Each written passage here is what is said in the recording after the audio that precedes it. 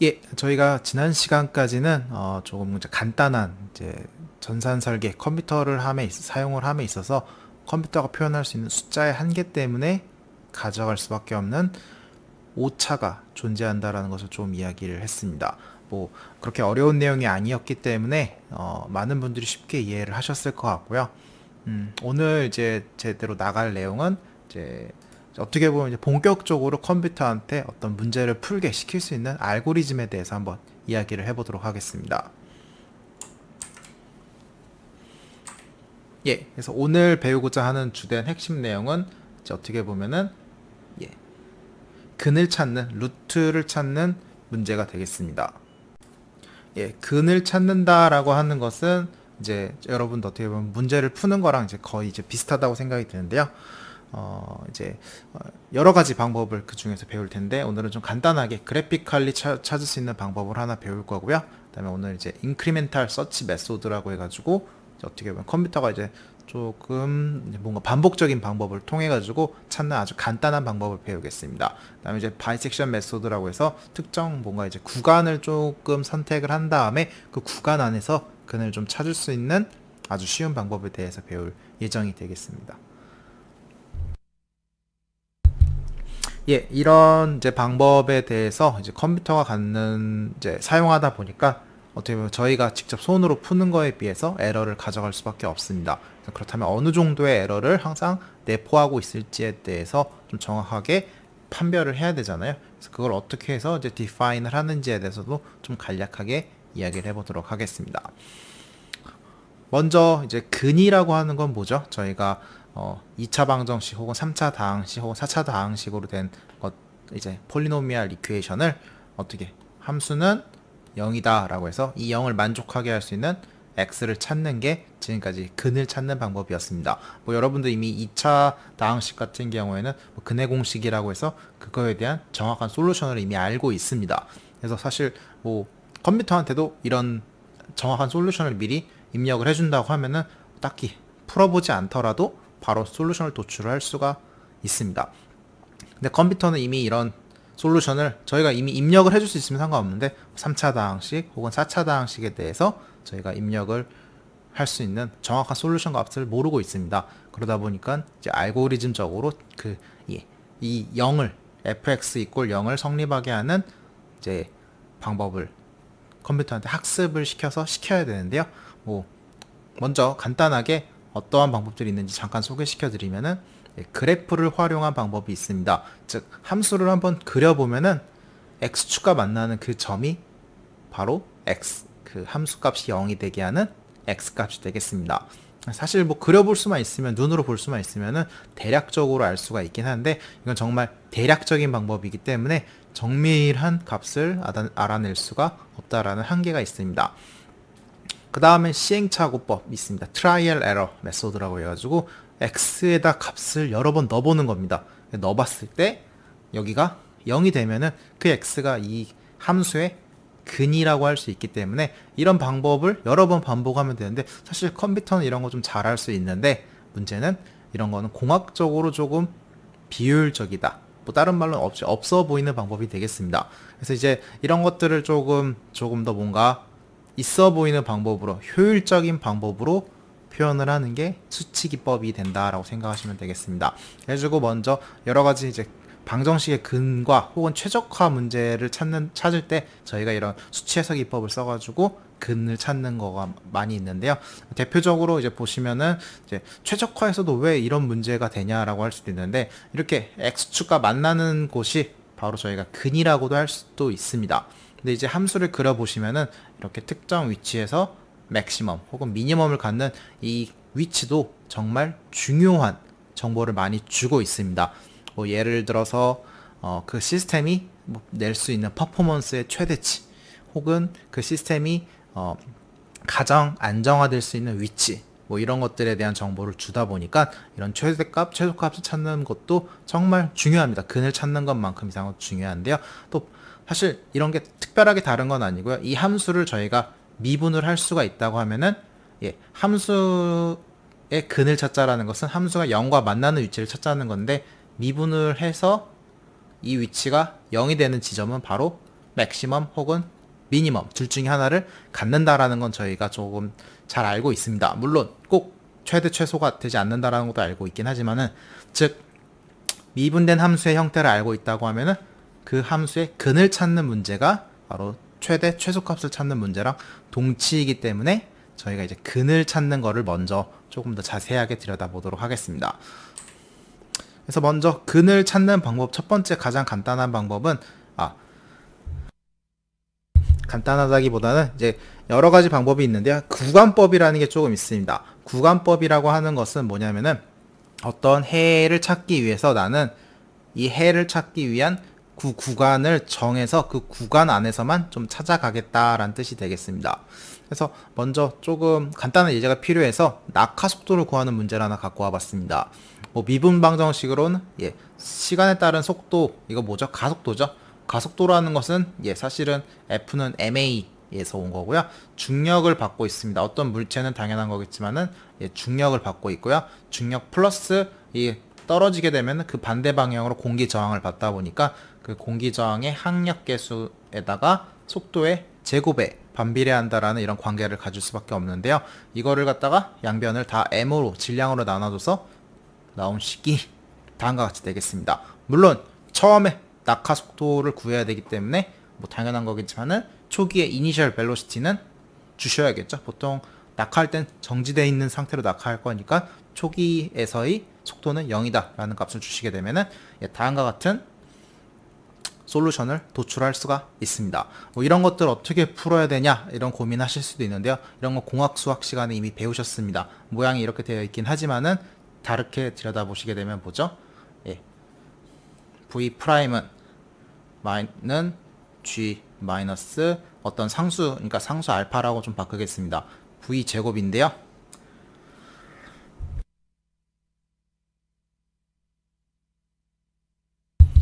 이렇게 되어 있을 때 저희가 이미 이런 거 어떻게 풀었죠?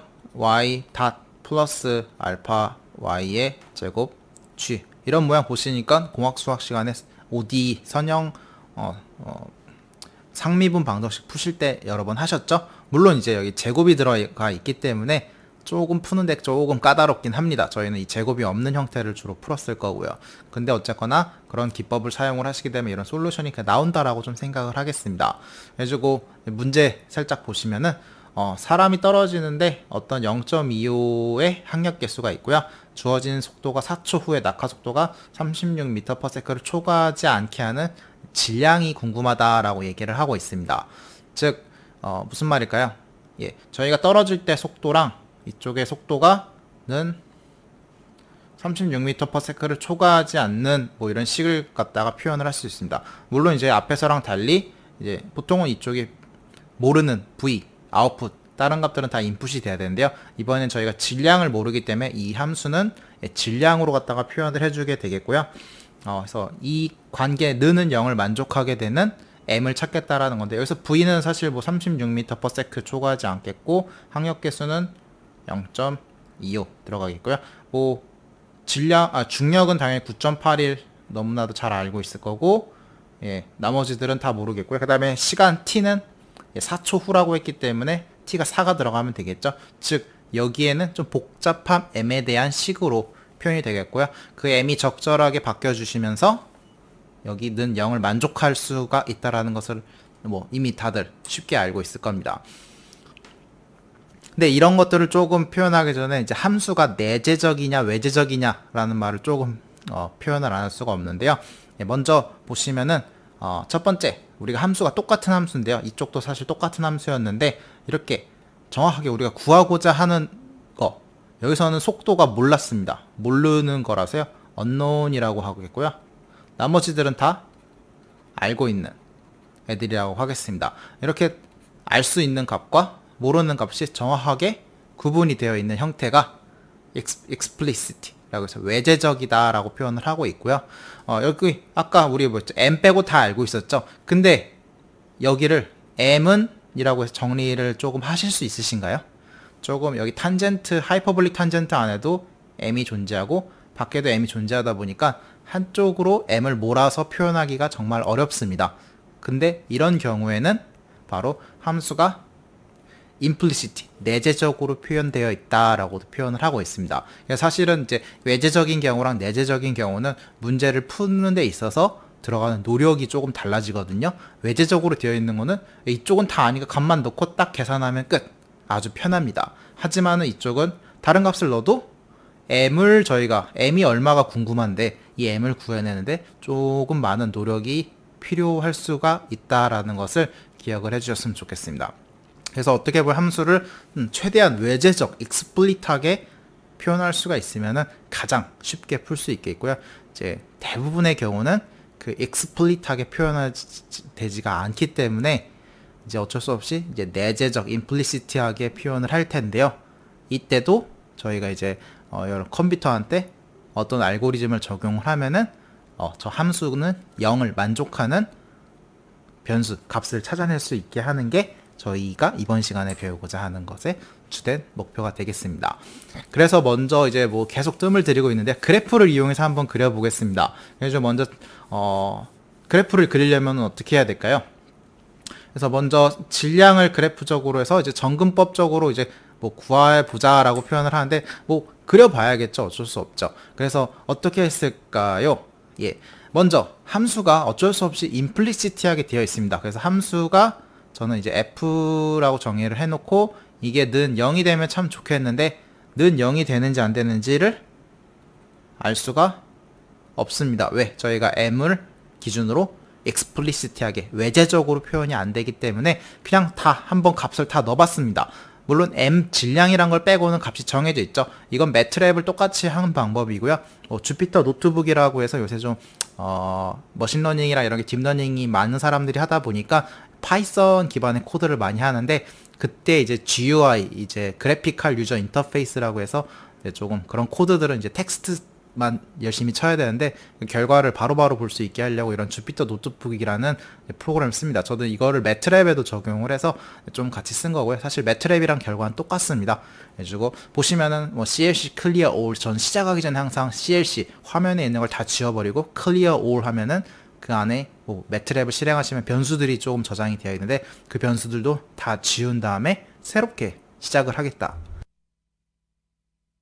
라는 뜻에서 이렇게 하고 있고요. 그래가지고 항력계수 0.25, 중력값 9.81, 속도 36이라고 했고요. 시간은 4초라고 했기 때문에 그런 값을 다 해주고 그 다음에 질량은 저희가 모르는데 50kg에서 200kg까지 일씩 50, 51 해서 총 몇 개죠? 150 플러스 1개 해서 151개의 벡터가 mp라는 변수에 들어가 있을 것 같습니다. 그리고선 제가 함수를 곱했는데요. 조심을 해야 되는 게 mp가 뭐였죠?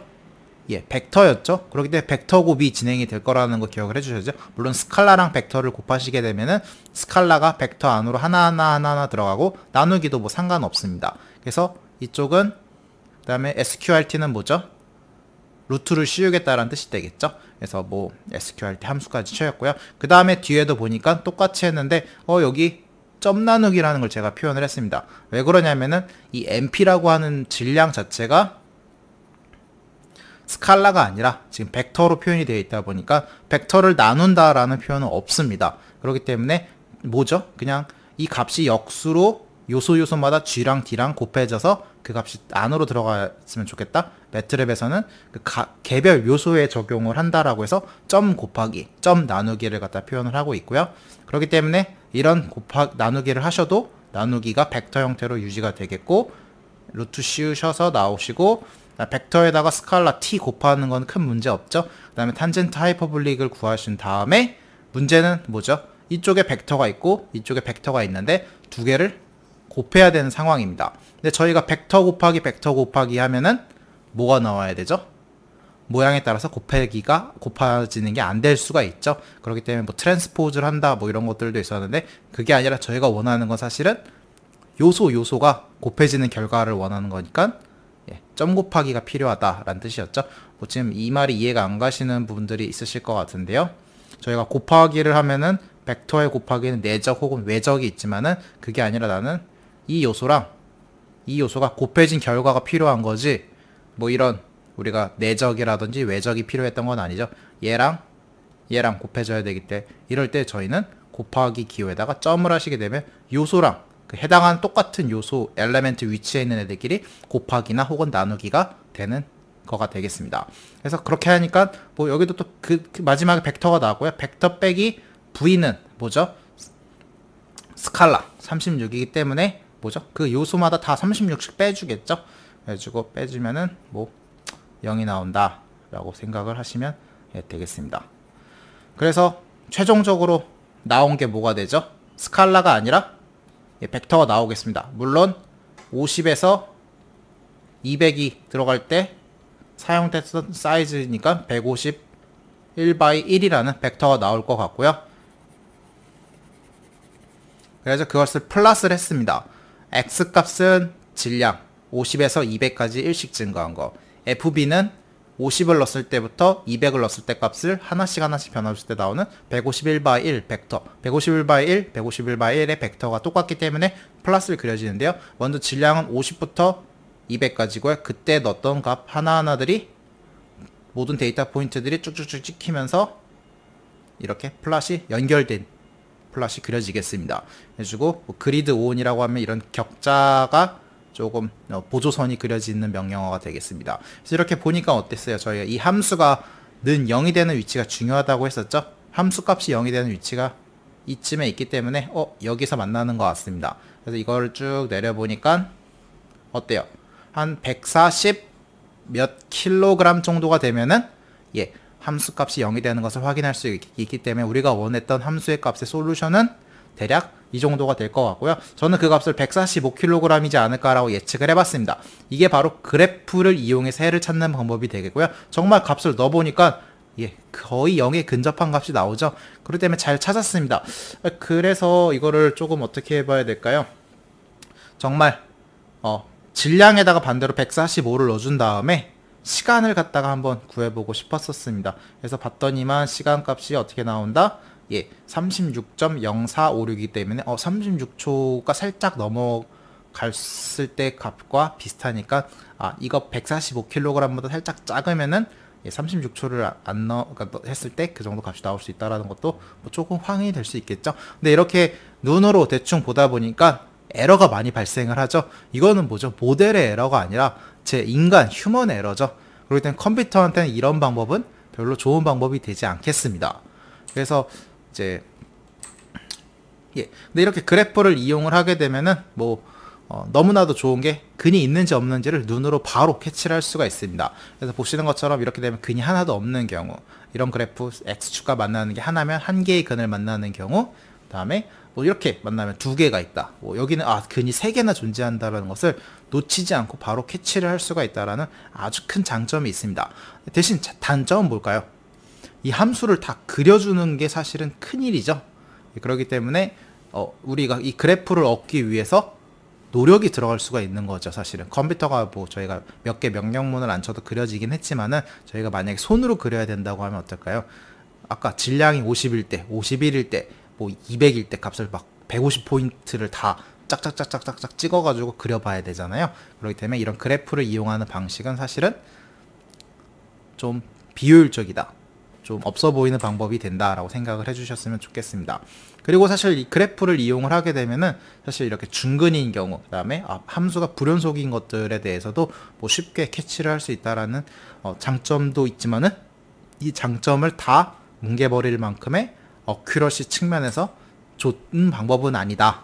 그래서 이걸 컴퓨터한테 시킬 수는 없습니다. 물론 이제 이미지 베이스드로의 딥러닝을 하는 분들이 계시는데요. 뭐 그런 경우는 좀 잘 모르겠지만은 저희는 이제 그런 방법에 대해서는, 즉 인간의 휴먼 에러가 들어가는 방법에 대해서는 컴퓨터한테 고려시키지 않겠다라고 했기 때문에 이런 방법이 아닌 조금 더 있어 보이는 방법을 갖다 소개시켜 드리겠습니다. 첫 번째는 구간법이 되겠고요. 그 다음 법은 개방법이 되겠습니다. closed method, open method라고 해서 이렇게 구분을 하고 있는데요. 사실 뭐 초기에 가정을 합니다. 나는 이 근이 이 구간의 양 끝에 안에 근이 존재할 것 같대 라는 가정을 하는 겁니다. 그래서 이 방법은 만약에 정말 그 안에 근이 존재한다면은 그 근을 무조건 찾습니다. 하지만은 샅샅이 뒤지면 찾는 방법이기 때문에 수렴하는 속도가, 근을 찾는 속도가 조금 느릴 수 있다는 단점이 있습니다. 그 다음에 개방법은 뭐냐면요, 내가 초기 위치만 생각을 합니다. 아까 뭐 질량이 50에서 200을 변한다라고 그렸지만은 질량이 나는 한 100kg? 나는 좀 인사이트가 좋아서 야 130kg 정도일 것 같아 라고 하면서 그 위치에서 이제 조금씩 변형을 해가면서 해를 찾아가는 방법이기 때문에 사실 좋은 방법일 수도 있습니다. 대신 단점은 뭐냐면은 가다가 근이 안 나올 수도 있습니다. 그래가지고 근을 못 찾는 경우들이 존재하지만은 수렴은 조금 더 빠르게 근을 찾을 수 있다라는 조금 장점들도 있고요. 사실 이 개방법에 대해서는 여러분들이 그레디언트 디센트 알고리즘이라고 해서 뉴럴 네트워크를 하실 때 코스트 펑션을 미니마이즈 할 때 했던 방법이 사실은 되겠습니다. 예. 그 중에서 이제 증분 탐색법, 이제 구간법 중에서 가장 기본이 되는 증분, incremental search 메소드에 대해서 한번 이야기를 해보겠습니다. 먼저 함수 fx는 0이라는 데에서 근이 존재하는 구간을 찾아야 됩니다. 그래가지고 그래서 사실은 가장 기본이 되는 알고리즘 핵심은 다음과 같습니다. 저희가 함수의 구간이 존재를 합니다. 즉 내가 함수 값을 찾을 건데 로어 리밋과 어퍼 리밋의 구간을 정의를 했는데 그 양쪽 끝에서의 함수 값은 계산을 해 보셔야 됩니다. 함수 값을 계산을 해 봤더니만 두 개의 부호가 서로 플러스 마이너스가 서로 다른 것 같아 라는 게 밝혀지면은 이 말은 무슨 말이죠? 죄송합니다. x의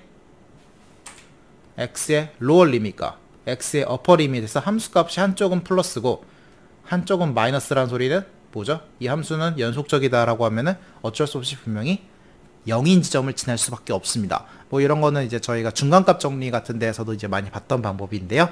그렇기 때문에 어퍼 리밋과 로어 리밋을 체크를 하고 두 개의 부호가 다른 걸 어떻게 확인할까요? 곱하기를 해봤을 때 항상 음수가 나오면은 두 개의 부호는 분명히 다릅니다. 두 개의 부호가 같다는 소리는 플러스랑 플러스 있는데 이렇게 연결이 되면은 사실은 근을 만나지 않을 수가 있잖아요. 물론 그렇지 않은 경우도 있습니다. 함수가 꼭 1차 함수만 존재하는 게 아니기 때문에 이렇게 2차 함수도 존재할 수도 있지만은 우리는 어떤 함수인지를 다 그려볼 수가 없다라고 얘기했었습니다. 그렇게 다 그려줄 수 있으면 그래피컬 메소드를 썼겠죠. 근데 그렇게 물론 그릴 수 있죠. 저희가 시간을 들인다면은. 근데 컴퓨터한테 그런 작업을 안 시키고 찾게 시키려다 보니까요. 컴퓨터한테는 끝점만 구간을 주고 끝점만 먼저 체크를 해보고 그 다음에 두 개의 부호가 서로 다른지, 즉 두 개의 곱한 값이 함수값을 곱한 게 0보다 작으면은 그 안에 분명히 근이 하나 존재한다라는 거는 알고 갑니다. 그럼 뭘까요? 이제 그 구간을 열심히 세분화해서 탐색을 하면은 근을 찾을 수 있게 되겠습니다. 근데 이렇게 문제는 뭐냐면은 이제 그다음 이제 어떻게 할까 하면 이제 거기 구간을 갖다가 이제 열심히 쪼개 볼 겁니다. 쪼개서 본 다음에 그 구간 세분화된 구간 안에서 이렇게 함수 값들을 다 체크를 합니다. 체크를 해서 본 다음에 세분화한 구간에서 근이 존재할지 안 할지에 대해서 체크를 하기 위해서 함수 값을 각각에 다 구해 보신 다음에 어퍼 리밋, 로어 리밋, 반대로 어퍼 리밋, 로어 리밋, 어퍼 리밋, 로어 리밋 다 체크를 해서 부호가 변한 구간 체크를 해줍니다. 근데 이 방법으로 통해서 바로 했더니만 아쉽게도 여기서 근이 있는지 없는지 알 수가 없죠. 여기도 근이 있는지 없는지 알 수가 없고 여기도 근이 있는지 없는지 알 수가 없고 근이 있는지 없는지 알 수가 있고 여긴 근이 하나 분명히 존재하겠다 라는 거 알 수 있고요. 여기도 근이 있는지 없는지 알 수가 없죠. 즉 증분 구간을 좀 짧게 해주지 않으면은 근을 못 찾는 경우들이 사실 상당히 많습니다. 그러다 보니까 이 방법은 구간을 열심히 더 짧게 쪼개줘야지만이 잘 찾아낼 수 있는 확률이 높아지거든요. 즉 무슨 말이죠? 컴퓨터한테 이 위치에서 함수값을 얻어와라 라는 계산을 많이 시켜야 되는 문제가 되겠습니다. 그렇기 때문에 효율적인 측면에서 안 좋을 수도 있다가 되겠고요. 또 혹은 이렇게 중근이 나왔을 때 그 근을 못 찾는 경우들이 많습니다. 중근에 대해서는 뭐 이렇게 돼 있기 때문에 양쪽 구간에서 사실은 둘 다 부호가 똑같을 수밖에 없기 때문에 중근은 이론적으로 찾아낼 수가 없다라는 한계를 갖고 있습니다. 아무리 근을 많이 쪼개더라도. 그래서 그런 것들을 이제 해결을 해야 되는데요. 그래서 먼저 코드를 좀 잠깐 준비를 해 봤고요. 그래서 어떻게 해야 될까요? 제가 먼저 펑션을 갖다가 정의를 했네요. 매트랩에서. 매트랩 펑션이고요. 이건 출력 변수인 아웃풋 변수가 되겠고요. 그 다음에 여기는 뭐죠? 펑션의 이름이 되겠습니다. 펑션 네임을 갖다 정의를 해줬고요. 그 다음에 들어오는 인풋 변수들이 인풋 베리어블이라고 하나요? 총 몇 개가 들어왔죠? 하나, 둘, 셋, 네 개가 들어왔습니다. 이 네 개가 들어온 것들을 여기 안에서 계산해서 아마 사용을 하고, 마지막에 xb라고 하는 게 xb가 어딘가에서 있는데 여기 지금 있네요. xb가 저장된 값을 갖다가 마지막으로 출력을 해주는 매트랩 함수 구조가 되겠습니다. 그래서 잠깐 봤더니만 여기 나라진이라는 변수가 있는데요. 이 나라진이 어쩐다? 4보다 작으면은 ns는 50이다 라고 되어 있습니다. 이 나라진은 뭐냐, 매트랩 안에 내장되어 있는 함수고요. 이게 인풋으로 들어오는 변수의 개수, 인풋 베리어블의 개수를 갖다가 샵의 넘버 오브라고 표현을 하거든요. 개수를 자동으로 체크를 합니다. 그래서 나라진 같은 경우에는요, 인풋이 4개이기 때문에 4가 돼야 되는데, 저희가 이런 호출을 어떻게 하죠? 아마 다른 스크립트에서 아마 뭐 xb라고 안 하고 나는 5라고 해놓고 in search라고 해서 하고 가로 열고 4개를 변수를 넣어줘야 되는데 a, b, c 값을 이렇게 넣어주는 경우들도 존재할 겁니다. 아이고 가렸네요. 이렇게 넣어주는 경우들도 존재를 하는데요. 이렇게 되면 인풋을 4개를 넣어줘야 되는데 하나를 빼먹었습니다. 그렇다 해서 코드가 안 돌아가는 건 아니고요. 여기 들어갔는데 나라진을 체크를 해서 4보다 작다는 소리는 3개, 2개, 1개가 들어왔다는 뜻이잖아요. 그럴 때는 네 번째가 빠진 거 아니야? 그래서 ns라는 값은 50이야. 즉 내가 얘를 안 넣어줬을 거란 뜻이잖아요. 4 이하라는 소리는. 그러니까 ns는 50으로 기본으로 갖고 시작하자라는 것을 표현을 한 거고요. 사실은 원래는 여기 뒤에다가 a, b, c, d 해서 정확하게 50을 넣어줬었어야 되는데 저희가 실수로 안 넣어줄 수도 있는 거예요. 즉 코드가 안정적으로 돌아갈 수 있게 해준 약간 보호 장치 정도라고 생각을 해주시면은 좋지 않을까 싶습니다. 이런 코드 안에 이런 것들을 많이 넣어주는 게 사실 좋은 코드입니다. 근데 뭐 또 멍청한 애가 xb인가 xmax도 안 넣어줄 때도 있을 수도 있죠. 그럴 때는 뭐 나라진이 3보다 작으면은 xmax는 얼마다, 나라진이 2보다 작으면 x민이 얼마다 해주고, 사실 f 펑션까지 안 넣어주는 건 사실은 이제 뭐 그 코드를 돌릴 의지가 없다는 뜻이기 때문에, 그럴 경우에는 그냥 에러 토해내줘서 아니 이건 못 돌려 라는 이런 출력문들을 해주시면 이제 좋은 코드가 될 텐데요. 물론 저희는 그런 코드 디벨로퍼가 아니기 때문에 그냥 사실은 이거는 없으셔도 되는 부분이 되겠습니다. 대신 이제 인풋을 정확하게 4개를 안 넣어주시면 안 돌아가겠죠. 뭐 어쨌거나 됐고요. x라는 애가 들어가야 되는데 라인 스페이스고 xmin, xmax, ns라고 하는데 이제 우리가 인풋으로 봤던 3개가 사용됐습니다. 이게 라인 스페이스가 뭐죠? 아마 x 미니멈 값에서 x 맥시멈까지 총 50등분을 하게 해서 그 값을 벡터로 가져가라고 하는 함수가 되겠고요. 그렇기 때문에 거기다가 f2bar 펑션 이밸류에이션이라고 해서 펑션을 계산한다는 뜻입니다. 즉 fcin이라고 되는데 얘는 펑션 값으로 들어왔을 겁니다. 저희가 펑션 핸들에 대해서 제가 얘기를 안 했는데요. 나중에 펑션 핸들이라는 형태로 해서 펑션 값이 들어왔고, 거기에다가 x를 넣었을 때 그 펑션들의 함수 값을 이밸류에이션 하라는 뜻이 되겠습니다. 근데 x가 지금 뭐죠? 벡터죠. 그렇기 때문에 벡터가 들어가서 이 펑션이 계산돼서 아마 벡터로 나올 수 있게 해줘야 되지 않을까 싶고요. 이 펑션을 정확하게 정의를 해주시고 가야 되지 않을까 싶습니다. 뭐 어쨌거나 그 다음에 mb를 0이라고 해주고 xb는 empty 매트릭스를 갖다가 정의를 해준 다음에 k는 1부터 length 1-1 x가 총 저희가 뭐 0부터 50 뭐 얼마에서 얼마까지인데 전체 길이가 50등분이니까 아마 51 by 1 벡터가 나왔을 텐데 하나 줄여서 1부터 50까지 체크를 해보고 싶다라는 뜻인 것 같습니다. 그래서 봤더니만 함수를 체크를 했을 때 첫 번째 값을 넣었을 때의 함수 값이랑 그 다음 두 번째 값을 넣었을 때의 함수의 사인이 서로 같지 않으면 이라고 해서 사인을 플러스 마이너스 체크를 했는데요. 저희는 이렇게 안 하고 뭐 하자고 했었죠? K랑 F의 K 플러스 1이 어떻게 되면은 0보다 작으면 이라고 했었죠. 0보다 작으면은 부호가 다르면, 즉 얘네들은 똑같은 애들이죠. 그래가지고 이렇게 됐을 때 MB1은 하나가 추가가 되면서 0이었던 애가 1이 되면서 XB라는 곳에다가 로어 리밋을 하나 저장을 해주고 이쪽은 어퍼 리밋을 저장을 해줍니다. 즉 구간을 갖다 이렇게 값을 두 개를 정의해주고 그 다음에 또 두 번째 가니까 뭐예요? 두 번째랑 세 번째 해보겠죠. 그래서 갑자기 부호가 서로 똑같으면은 그 밑에다 이어서 이렇게 해서 쭉쭉쭉 이렇게 정의를 XB라는 데다 저장을 해주려나 보다라고 할 수가 있겠습니다.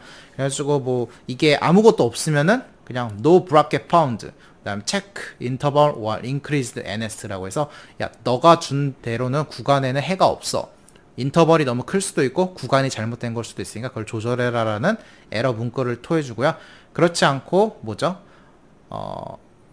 empty가 아니라고 하면은 해가 있다라는 소리죠. number of bracket이라고 해서 mb인데요. 총 구간에서 해가 있을 때마다 하나씩 체크를 했기 때문에 총 몇 개의 해가 존재하는지를 출력을 프린트 해준 다음에 display라는 함수는 밑에 출력을 해주는 함수입니다. 함수를 해주고 xb를 아웃풋으로 주겠죠. 자, 이런 것들이 돌아가는 거를 확인할 수 있겠습니다. 그래서 제가 한번 예제를 한번 해봤고요. incremental search 메소드를 통해서 3과 6 사이에서 다음과 같은 함수에서 0이 되는 곳을 한번 찾아보겠다라는 뜻이 되겠습니다. 그래가지고 한번 넣어봤는데요. 펑션 핸들을 갖다 한번 여기서 드디어 나오게 되네요. 먼저 저희가 펑션이라고 핸들을 해야 되는데 사실 펑션이라고 하면 아까 저희가 펑션이라고 해가지고 함수 해주고 아웃풋 베리어블의 이름 펑션 네임에다가 input 이렇게 해서 표현을 했었는데 이렇게 해서 펑션을 다른 M 스크립트 파일에다가 할 수도 있지만은 펑션이라고 해서 골뱅이 x라고 하시면은 얘가 뭐냐면은 인풋이 되겠습니다. 인풋이 되겠고 뒤에 계산된 게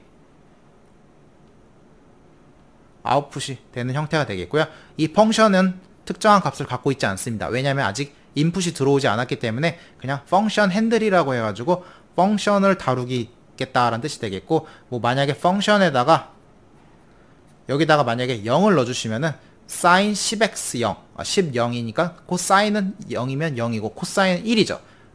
이 값이 1이 토해지는 이런 역할을 해주기 때문에 가로 열고 인풋을 정확하게 넣어주셔야 됩니다. 그 인풋이 이 x에 해당하는 거고요. 그래서 이렇게 넣어주는 방법이 돼서 펑션 핸들을 갖고 있으셔야지만이 이제 저희가 아까 increase search 했는데 뭐죠? 펑션 넣어주고 구간 3, 6의 구간 넣어주고 역시 ns 안 넣어줬죠? 그러면은 50이 자동으로 안에서 잡혀서 구간을 총 50개로 쪼개가지고 한다라는 거 알고 있고 그 다음에 사실은 더 좋은 방법은 내가 아까 우리 구간의 해를 찾았었잖아요. 그렇기 때문에 나는 루트라는 변수에다 저장을 해주고 싶었다고 하면은 increase search에서 이렇게 funcx랑 3, 6 구간의 크기를 내가 50등분이면은 50 더해주고 싶으면 더 큰 값으로 쪼개셔도 되겠죠. 그렇다면 총 5개의 구간, 5개의 해를 프린트 됐고요. 그거의 구간은 3.2499랑 3.363061 사이에 해가 존재한다. 이런 식으로 해서 총 5개를 찾아줬습니다.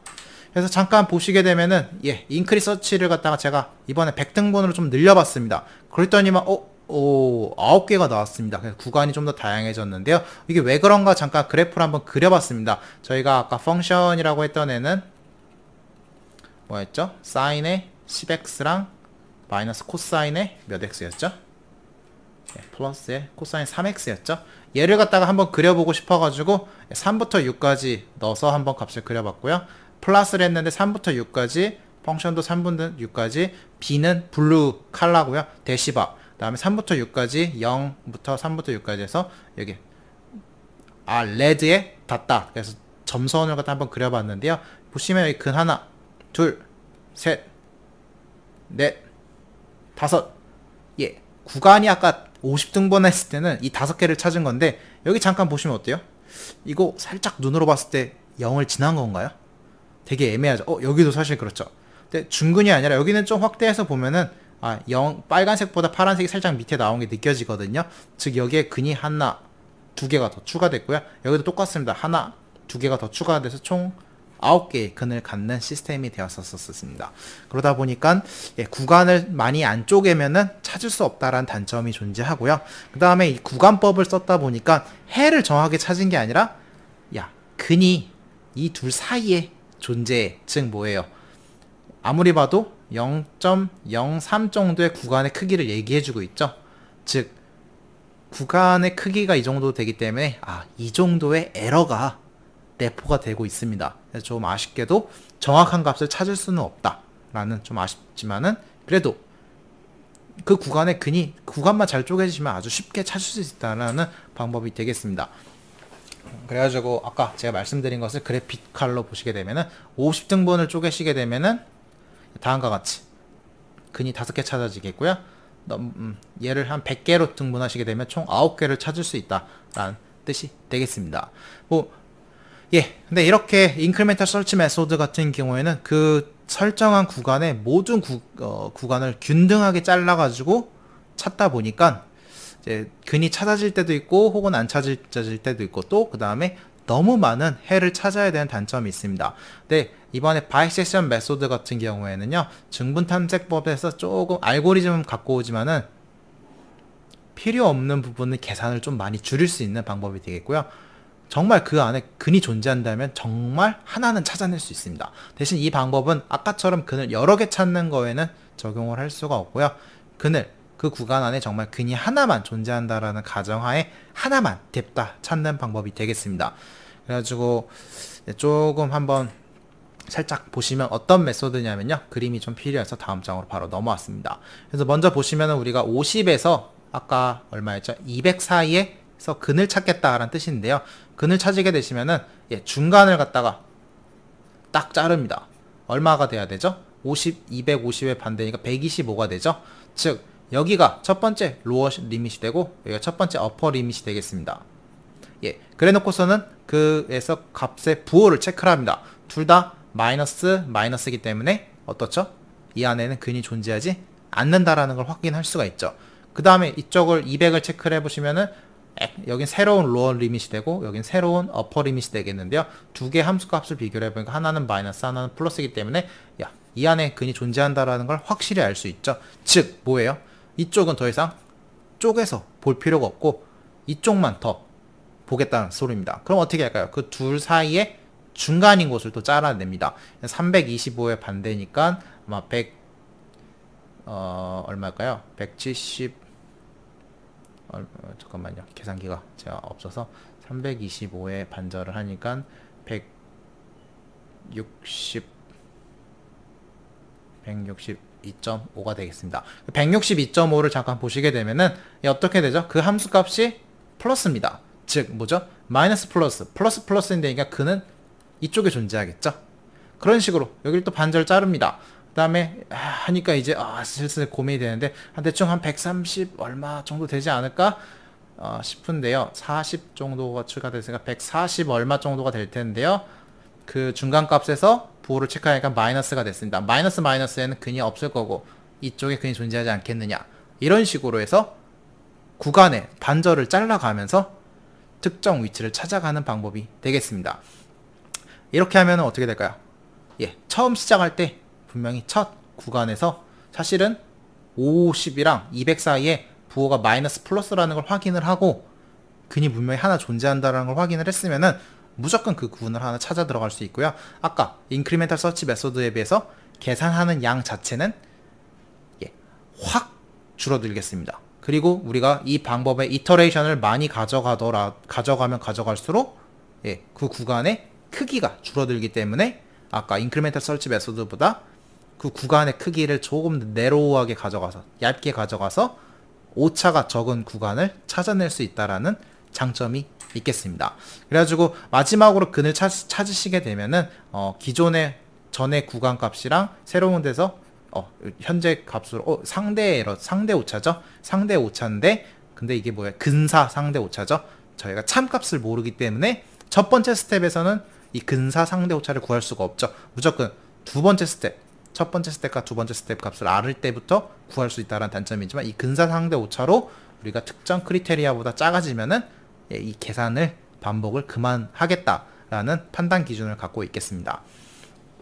물론 이 근값을 어떻게 정의를 하냐면요, 저희가 사실은 어퍼 리밋과 로어 리밋 사이 안에 중간값이 그의 해가 아닐까라고 이제 생각을 해서 이렇게 하는 거고요. 예, 그러면 이분법을 갖고 와서 한번 앞에서 봤던 똑같은 예제를 갖다 한번 해보겠습니다.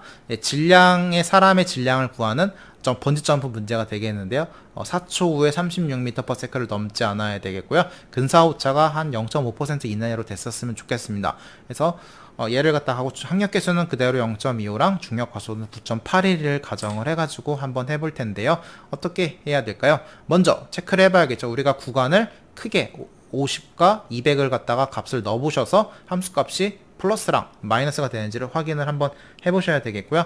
그렇기 때문에 음수라는 걸 확인을 했기 때문에 이제 어떻게 해야 될까요? 새로운 포지션을 찾아주셔야 되겠고, 그 중간의 중간값인 125를 찾아냈습니다. 그래 놓고서는 다시 이걸 반복을 해봐야겠죠. 어떻게 해야 될까요? 이제 125랑 50을 분석을 해보니까 둘 다 양수가 나오고요. 125랑 200을 비교를 해보니까 둘 다 음수가 나와서 새로운 구간은 이쪽에 있겠구나 라는 것을 알 수 있겠습니다. 즉 그래가지고 그 새로운 기대되는 그 값의 위치는 어떻게 된다? 142.7376이 돼서요, 기존의 새로운 값의 포지션 x, 새로운 값은 지금 맞는지 모르겠지만 125 더하기 200이라고 해서요, 정확한 값은 아닌 것 같은데, 그 값을 대입을 해서 해보니까 에러가 이 정도 됐습니다. 그런 뭐죠? 아직 우리가 원했던 상대 에러까지 안 갔기 때문에 이 과정을 반복을 해야겠죠. 그래서 이걸 쭉 정리하는 게 다음과 같이 표가 되겠습니다. 그래서 먼저 50과 200을 체크를 해서 새로운 근을 도출을 했고요. 이때는 상대 오차를 저희가 알 수가 없습니다. 이때까지는 모르고요. 참오차를 저희가 알고 있어서, 이게 아까 참값이었네요. 죄송합니다. 참값을 해보니까 아직 12% 정도 오차가 있고요. 그 다음에 어떻게 하자? 새로운 둘 중에 구간에서 체크를 해야겠죠. 그래가지고 둘 중에 봤더니만 125랑 이게 일로 가죠. 구간이 되고 50과 125는 부호가 안 맞기 때문에 탈락했기 때문에 이쪽 구간을 봐서 새로운 162가 나왔고요. 그래서 체크를 해보니까 이때 에러 체크가 가능하죠. 이제부터 125랑 162를 비교를 했다면 23%가 되겠고요. 이때 트루 오차는 13%가 되어 있습니다. 다시 이제 새로운 구간으로 가지고 일로 갔네요, 이번에는. 근데 이거 보니까 가는 위치가 들쑥날쑥거리는데, 이걸 어떻게 하면 조금 더 균일하게 보낼 수 있을지도 한번 다음번에 얘기해 보겠습니다. 125랑 162.5 사이에서는 143.75라는 값이 나오겠고요.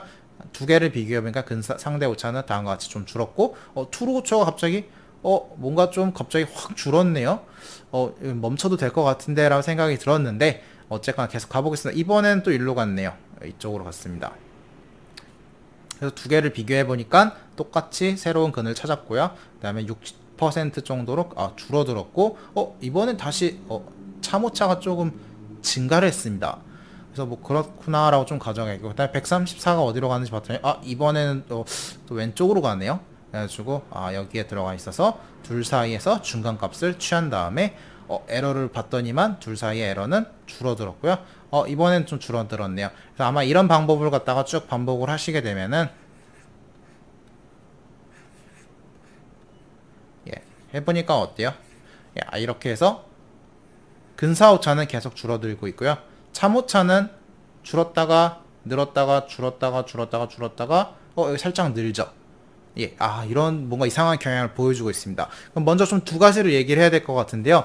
이렇게 새로운 근이 찾아졌을 때 얘가 왼쪽으로 가야 될지 오른쪽으로 가야 될지에 대한 이 결정을 좀 내려주셔야 되잖아요. 근데 우리가 사실은 이 두 개를 한 다음에 새로운 근이 나왔을 때 사실 50이랑 125랑 그 다음에 200이라는 애를 해서 두 개를 이 두 개의 관계를 체크를 해야 되는데요. 사실은 이 두 개의 관계를 체크를 할 필요가 있을까요? 둘 다?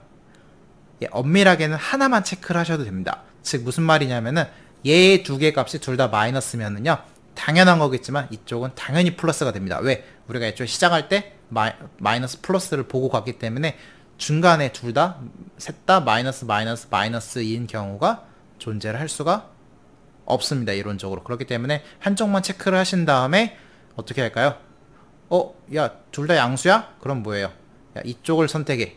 근데 봤더니만, 야, 아니야. 이쪽이 부호가 음수야. 그럼 뭐예요? 이쪽을 선택해라는 조건문을 해주시면 되겠죠. 그렇기 때문에 그때 그 케이스 2번을 선택하게 되면은 이 125가 새로운 로어 리밋이 될 거고요. 1번이 선택이 되면은 125가 새로운 어퍼 리밋이 된다 라는 조건문을 하나만 추가해 주시면은 이게 자동으로 배치가 될 거고요. 그 다음에 이제 좀 고민을 해보셔야 되는 게, 상대 오차는 계속 줄어드는데 트루 오차가 조금 이렇게 들쑥날쑥합니다. 이걸 그래프로 좀 그려봤습니다. 그래서 저희가 approximation error는 첫 스텝에서는 값이 나오진 않지만은, 값이 없지만은 두 번째 스텝부터 값이 쭉 나오면 줄어들고 있고요. 트루 에러는 이렇게 보시는 것처럼 들쑥날쑥하게 하다가 이렇게 줄어드는 경향이 보여주고 있는데요. 우리가 어떤 특정 크리테리아에서 멈추자라고 했었는데, 트루 오차를 기준으로 했으면, 참 오차를 기준으로 했으면 여기서 멈췄었어야 되죠. 하지만 approximation error까지 했으니까 8번째까지 하게 됐는데요. 즉, 한 번 정도의 계산 차이가 발생을 하는데, 이 트루 에러가 들쑥날쑥거립니다. 왜 그럴까요? 실제로 저희가 이렇게 근이라는 게 여기에 존재한다고 쳐보겠습니다. 반절을 잘랐더니만 여기가 됐는데, 이제 어떻게 하죠? 반절을 해서 근을 찾아보니까 근은 여기죠. 그랬더니만 에러가 이만큼 발생을 했었습니다. 예, 그렇는데 다음에 또 체크를 해보니까 여기에 구간이 존재해서 반절을 쪼개봤다. 그냥 이렇게, 죄송합니다. 여기까지 갈 필요도 없고요. 처음에 이 두 개를 갖다 해서 여기를 했더니 근이 여기였죠. 예, 처음에 여기랑 여기만 판단을 하면은 당연히 근은 부호가 다르니까 얘가 근이다 라고 했었는데, 그때 실제 트루에 쳐보니까 어때요? 되게 좁죠? 바로 여기 붙어 있었었는데, 그 다음에 뭐 다음 구간에서는 이쪽은 아니고 이쪽이구나 해서 다음 구간 했는데 이쪽의 구간이 좀 더 크죠? 즉 뭐예요? 구간이 선택이 될 때마다, 구간이 새롭게 선택이 될 때마다 참오차가 이쪽에 오른쪽에 쏠려 있을 때가 있고요. 구간이 선택이 될 때마다 왼쪽에 쏠려 있을 때가 있습니다. 즉 그때마다 이 길이가 조금씩 매번 달라지는 문제들이 존재를 하다 보니까 참오차가 들쑥날쑥 하는 경우들이 생길 수밖에 없게 되겠습니다. 물론 이 구간의 크기의 반절 이상의 오차를 가져가진 않는다라는 게 있고요. 그렇더라도 어쨌거나 이런 문제점이 있어서 상대적으로는 approximation error는 구간이 점점 좁아짐에 따라서 이렇게 선형적으로 감소하지만, 트루 오차는 특정 구간에서 한쪽에 너무 잘 몰려있는 경우들이 존재하면서 그때는 실제로 트루 에러가 너무 가까워져 가지고 그런 경우가 있고요. 지금 이쪽 보고 잘 이해가 안 되시면은요, 사실 진짜 근이 여기 있었을 때 이렇게 멀리 있는데 얘는 너무 옆에 바짝 붙어 있어서 구간이 짧은 거죠. 그래서 이런 경우들이 서로 그때그때마다 달라지다 보니까 이런 트루 에러가 들쑥날쑥 거린다라는 거를 기억을 해주셨으면 좋겠습니다. 그래서 이런 이제 이분법 같은 경우에는 이제 왜 들쑥날쑥 거리는 오차를 갖는지를 이제 조금 이렇게 글로 좀 설명을 해놓은 부분이 있겠고요. 그래서 이분법 같은 경우에 다른 방법에 비해서 수렴 속도가 살짝은 느립니다. 그래서 매번 구간을 잘게 쪼개야 된다라는 뜻이 있고요. 그 다음에 이제 상대 오차가 참 오차에 비해서는 항상 더 큰 값을 갖고 있는데, 그것을 주로 저희가 멈춰야 되는 반복 계산을 멈춰야 되는 크리테리아로 조건으로 사용하는 이유는, 트루 오차는 들쑥날쑥거리지만 상대 오차는 천천히 감소하는 형태를 띠고 있고요. 그 이유는 보시는 것처럼 처음 구간을 선택을 하시면 한 번 반복한 거 하면 그 구간이 반절이 되고요. 두 번 반복하면은 4분의 1이 되고요. 이런 식으로 n번 반복을 하면은 2의 n제곱분의 전체 구간 길이만큼 줄어들기 때문에 사실은 오차가 점점 반절씩 줄어든다라는 뭐 그런 또 특성도 갖고 있습니다. 그래서 이걸 기준으로 저희가 여기 오차가 이렇게 있었는데 2의 n제곱분의 뭐 구간의 크기라고 했는데요. 저희가 얼만큼의 오차가 필요합니다. 뭐 0.5%의 오차가 필요한데 이 구간의 크기가 얼마일 때 우리 몇 번 반복을 해야 되냐 이런 것도 궁금할 수도 있잖아요. 이런 거 어떻게 할까요? 2의 n제곱분의 뭐 2 델타 x 양변에 로그 취하시게 되면 n 내려오겠고 뭐 그렇게 해서 뭐 로그 2의 2분의 델타 x 뭐 이런 것도 하실 수 있잖아요. 뭐 그런 뜻이죠. 그래서 이런 식으로 해서 내가 전체 시스템의 구간의 크기를 알고 내가 원하는 에러가 얼마 정도면은 몇 번 반복을 해야지 이분법으로 해를 찾을 수 있다. 이런 식으로 8번 정도 반복을 하면 해를 찾을 수 있다라는 뭐 결과를 얻을 수 있는데도 활용하실 수가 있게 되겠습니다. 뭐 바이섹션 메소드 같은 경우도 한번 코드를 살짝 들여다볼 텐데요. 먼저 루트 해를 찾겠다 아웃풋으로 줬습니다. 펑션 네임은 bisect라고 해놨고요. 그 다음에 펑션 핸들을 갖고 오신 다음에 인풋으로 처음에 로어과 어퍼 리밋의 구간을 주셔야 되겠고요. 상대 오차의 크리테리아를 주셔야지 어느 정도 반복을 했을 때 멈출 수가 있겠죠. 그 다음에 안 될 수도 있습니다. 그럴 때는 너무 많이 반복을 하면 안 되기 때문에 맥시멈 이터레이션을 했으면 좋겠다라는 것들을 주셨으면 좋겠습니다. 그래서 먼저 보시게 되면은 if 펑션 이밸류에이션을 할 건데요. 펑션에다가 로어 리밋을 넣어주고 펑션에다가 어퍼 리밋을 넣어줬을 때 두 개를 곱했을 때 뭐예요? 양수가 나온다는 소리는 뭐죠? 근이 없다라는 뜻이죠. 그럼 방금 뭐예요? 에러, no blocket이라는 에러 메시지를 토해내주고 return 돌아간다라는 뜻입니다. 밑에를 하지 않고 돌아갑니다. 즉, 그 구간에는 해가 없으니까 이 바이섹션 메소드를 수행을 해봤자 해를 찾을 수 없기 때문에 하지 않는다라는 뜻이 되겠습니다. 근데 만약 여기를 안 거치면은 뭐예요? 두 개의 부호가 음수다라는 것을 보장하고 내려가는 거죠. 물론 0일 때도 있습니다. 그래서 그런 것들을 갖고서 내려간다. 그 다음에 if 나라진인데 인풋의 개수가 총 몇 개냐 이런 건데 5개 이하면은 뭐예요? 저 5개인데 5개 이하인 경우는 맨 마지막 거 맥스 이터레이션 안 넣어준 거죠. 맥스 이터레이션에다 50을 넣어주고 나라진 4보다 작다. 뭐예요? 크리테리아 상대의 오차에 크리테리아도 안 넣어준 거니까 0.1%라는 0.001을 갖다가 넣어준 겁니다. 이건 코드가 안정적으로 돌았으면 하는 측면에서고요. 없어도 되긴 합니다. 예. 그때는 다 5개 잘 넣어주셔야겠죠. 예. 아이고. 그래서 어쨌거나 그런 경우가 존재할 때는 이렇게 해준다는 뜻이고요. 이터레이션은 0번이라고 표시해주고 XR 현재의 근을 갖다가 로어 리밋을 갖다가 현재 근을 좀 넣어주고 시작을 합니다. 그래서 먼저 이제 포문이 이렇게 돌아가는 거를 확인을 하고 XR의 올드는 현재 XR을 넣어주시고 새로운 XR은 로어 리밋과 어퍼 리밋의 반절인 중간점을 갖다 가져가시고 이터레이션 한번 증가시켜 준 다음에 디스플레이 해줬네요. 그 다음에 XR이 0과 같지 않으면은 무슨 말이에요?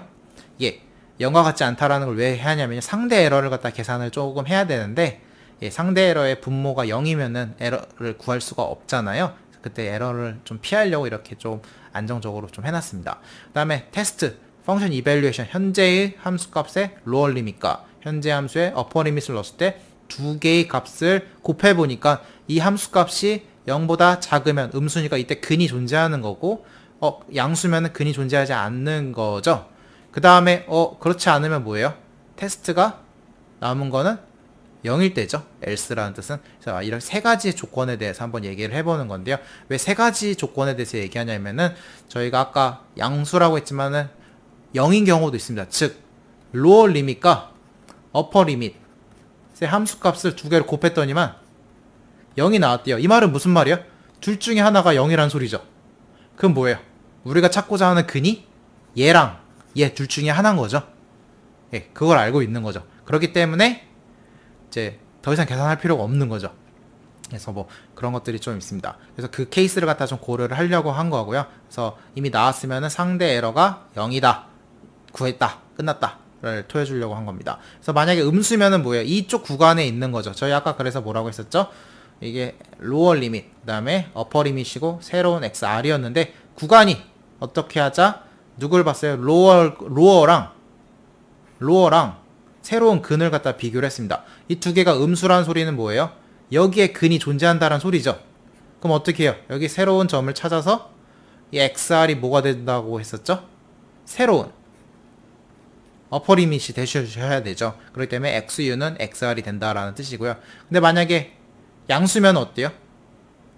근이 이쪽이었고 이쪽에 있다는 소리죠. 즉 XR은 뭐가 돼야 돼요? 새로운 구간에 로어 리밋이 돼주셔야 되죠. 로어 리밋은 XR이다 라고 해서 이제 계산을 하시고 다시 xr은 x올드에다 넣어주시고 상대 오차 계산하시고 하는데요. 그래서 우리가 상대 오차가 크리테리아보다 작으면은 어떻게 하자? 2a로 내려가서 적으니까 0이었으면 끝나고 또 하고 아직 체크해서 부족하면 다시 돌고요. 맥시멈 이터레이션보다 이터가 더 많이 돌았으면은 브레이크 해서 이 while문을 브레이크해서 빠져나와서 루트는 xr이다 라고 이제 표현을 하고 있습니다. 그래가지고 이런 것들을 하는구나 라는 뜻이 되겠구나 라는 걸 보시면 되겠고요. 그래서 어쨌거나 이제 실제로 돌려보겠습니다. 새로운 스크립트를 여신 다음에 값 넣어주시고 np는 역시나 151/1의 벡터를 갖다가 넣어서 펑션 핸들로 해서 가져가셔서 bisex라고 해서 넣어주시면은 50, 200, 0.01, 50 해가지고 쭉 하시게 되면 이렇게 반복이 되면 출력이 디스플레이를 두 개씩 했기 때문에 1일 때 125, 두 번째일 때 이렇게 해서 출력이 돼서 보니까 17번 정도 반복을 하니까 142.7372가 값이다 라고 해서 저희가 했던 거랑 이제 똑같은 방식으로 솔루션이 나오는 것을 확인하실 수 있게 되겠습니다. 그래서 되게 매트랩으로 구현을 하는 알고리즘도 간단하기 때문에 그러니까 저희가 방법이 단순합니다. 왜 그러냐면 컴퓨터는 생각보다 단순하기 때문입니다. 복잡한 방법은 컴퓨터한테 적용을 시켜드릴 수가 없기 때문에 아주 단순한 방법이면서 확실하게 근을 찾을 수 있는 방법을 우리가 알고리즘을 선택을 했다라고 보시면 되겠고요. 단지 방법은 간단하지만 계산은 많이 하는데 컴퓨터는 반복적인 계산을 정말 잘하니까 이런 방식을 채택을 한다. 기억을 해주셨으면 좋겠고요. 사실 여러분들이 시험 보시기 전까지 너무 단순하니까 이제 손으로 안 풀어보시는데요. 중간고사랑 기말고사는 사실 손으로 풀어보셔야 되잖아요. 저희가 컴퓨터를 앞에다 두고 시험을 볼 수가 없다 보니까 그래서 조금 그래도 한 번 정도는 손으로 좀 반복해서 풀어보는 연습도 조금 뒤에 예제 같은 거 보시면 적절하게 손으로 풀 수 있는 예제들이 좀 많이 있거든요. 한 번 정도 익혀보시고 여러분들 방식대로 푸시다가 뭔가 꼬이면은 알고리즘이 잘못된 거거든요. 즉 막힘없이 잘 찾아지는 방식이 딱 되고 그게 규칙이 딱 있다라고 하시면은 앞에서 보신 매트랩처럼 코드로 구현을 하셔도 됩니다. 앞에 보였던 코드가 100% 완벽한 코드는 아닙니다. 더 효율적인 방법도 존재하는데 그건 이제 여러분들이 그때그때마다 적용을 새롭게 하셔도 되는 거니까요. 사실은 제가 코드로 숙제를 내드리게 되면 답이 정해져 있는 게 아닙니다. 단지 솔루션만 제대로 나오면 되는 거거든요. 그래서 그런 것들도 좀 고려를 해주셨으면 더 감사하겠습니다. 그 다음에 조금 마지막으로 볼 방법은 좀 가위치법이 되겠습니다. 가위치법이라고 하는 것은 앞에서 이제 바이섹션 메소드랑 비슷한데 바이섹션 메소드는 뭐예요? 무조건 중간을 자르잖아요. 근데 우리 아까 근이라는 게 이렇게 한쪽에 몰려있을 수도 있다라고 했었잖아요. 근데 이렇게 되면 뭐예요? 또 자르고 할 때 뭔가 많이 두 번 자르기 전까지 이 근방에 가지도 못하죠. 즉 그런 조금 근이 한쪽에 몰려있을 때 의외로 파워풀하지 않다라는 단점이 조금 있습니다. 반대로 만약 중간에 딱 정확하게 있으면은 딱 자르면은 구간이 확 줄어드는 것도 있는데 어쨌거나 다음번 자를 때 어떻게 돼요? 그래도 조금 비효율적인 방법이 발생을 하다 보니까 이거를 갖다가 조금 더 빠르게 찾을 수 있는 방법이 없을까라고 생각을 해서 고안을 한 게 가이치법 폴시스 포지션이라고 되겠습니다. 얘는 선형 보관법을 이용을 하고요. 그래서 어떻게 하냐면 로어 리밋과 어퍼 리밋이 존재를 하면은 근이라는 게 이렇게 한쪽에 쏠려 있을 수가 있습니다. 그래서 그렇게 쏠려 있을 때 얘를 갖다가 선형적으로 연결을 해가지고 구간을 반절을 툭 자르는 게 아니라 이 선형 보관식이 만나는 이 위치를 기준으로 자르게 되겠습니다. 그거를 자르려면 어떻게 해야 될까요? 저희 둘 사이의 선형 관계식 어떻게 해주죠? x 로어가 함수값 x 로어 그 다음에 x 어퍼랑 어퍼가 될 텐데요. 이 두 개를 연결해 주는 거는요. 두 점 사이의 기울기 어퍼랑 로어랑 그 다음에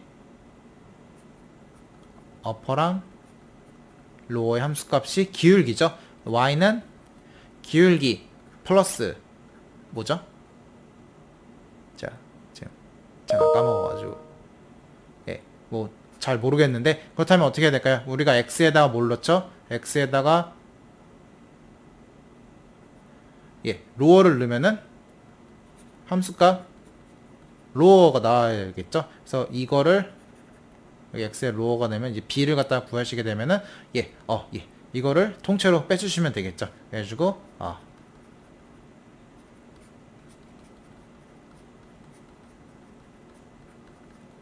빼기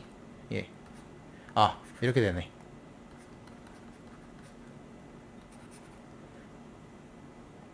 이거네. 예. 두 점 사이에 있는 1차 선형 방정식입니다. 너무 오랜만에 이렇게 단순한 걸 하다 보니까 갑자기 기억이 안 났는데요. 그렇다면 이렇게 됐을 때 우리가 궁금한 게 뭐죠? 함수값이 0일 때 이 x가 어떻게 되는지가 궁금한 거잖아요. 그렇기 때문에 얘를 남겨놓고 다 한쪽으로 넘겨주겠습니다. 즉 이 식을 갖다가 y는 0이라고 가정을 하시고 모르는 건 이제 x만 모르잖아요. 그쵸?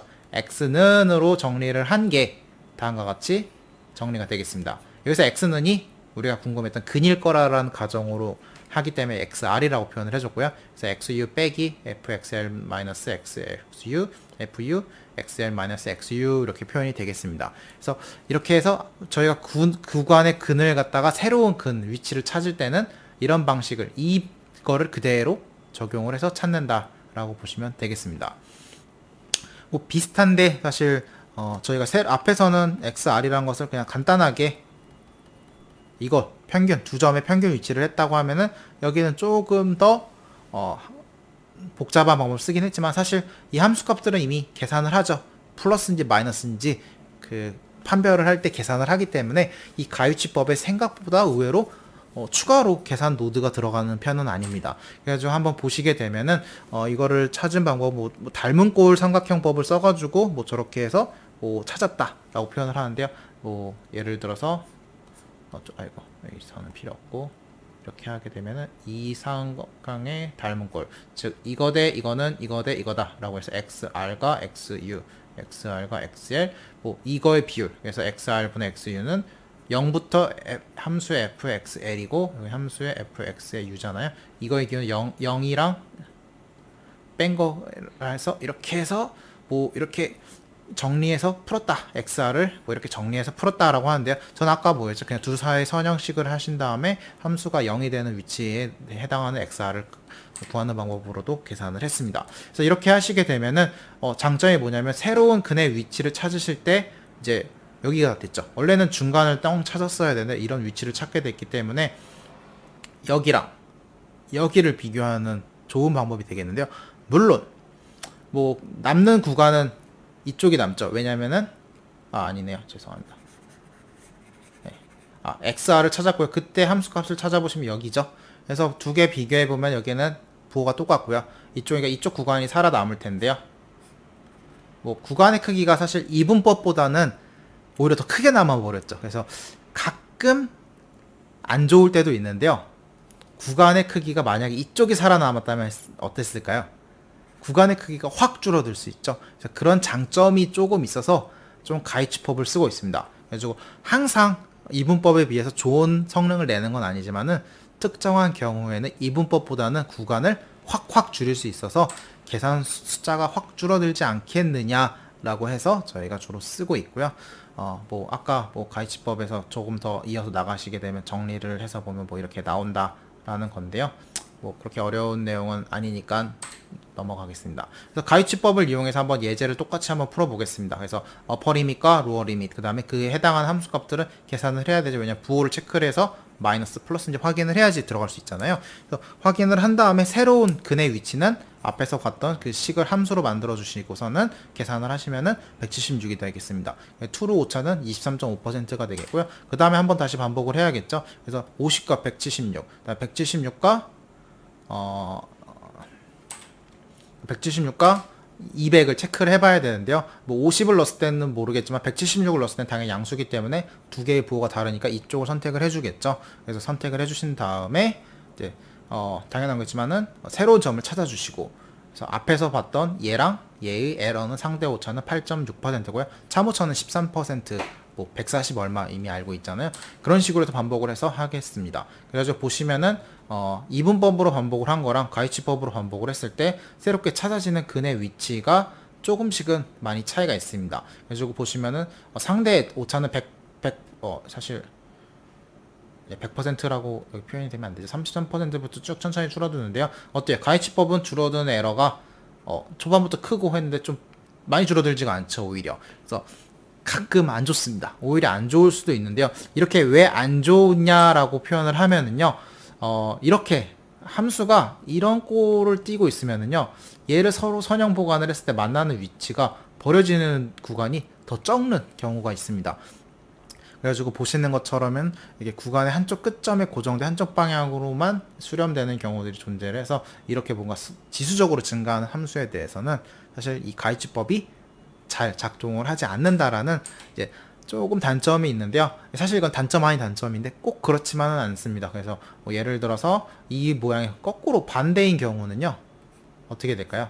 여기랑 여기랑 했을 때 두 개의 선을 딱 연결을 하면은 이쪽이 만나죠. 물론 이제 중간이 여기지 않느냐, 좀 그림에 따라 살짝 다르긴 하는데 오히려 더 구간이 작아질 수 있습니다. 이분법에 비해서 구간을 더 작게 가져갈 수 있고, 그 다음에 또 하시게 되면은 살아남는 구간의 크기가 이제 더 줄기 때문에 이 가이치법이 가끔은 더 파워풀하게, 더 빠르게 찾아낼 수 있다라는 장점은 언제나 갖고 있습니다. 물론 이제 그 우리가 근이라고 하는 것은 사실은 이런 구간법은 사실 로어 리밋과 어퍼 리밋을 찾아주죠.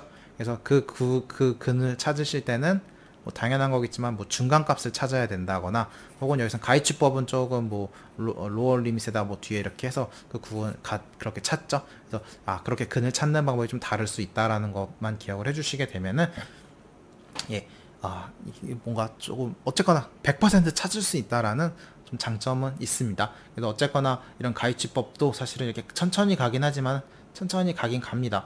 가다가 해서 딱 찾기 때문에 좀 이터레이션이 많이 걸릴 수도 있긴 한데, 그래서 사실은 이제 컴퓨터 입장에서는 이 함수의 개형을 모릅니다.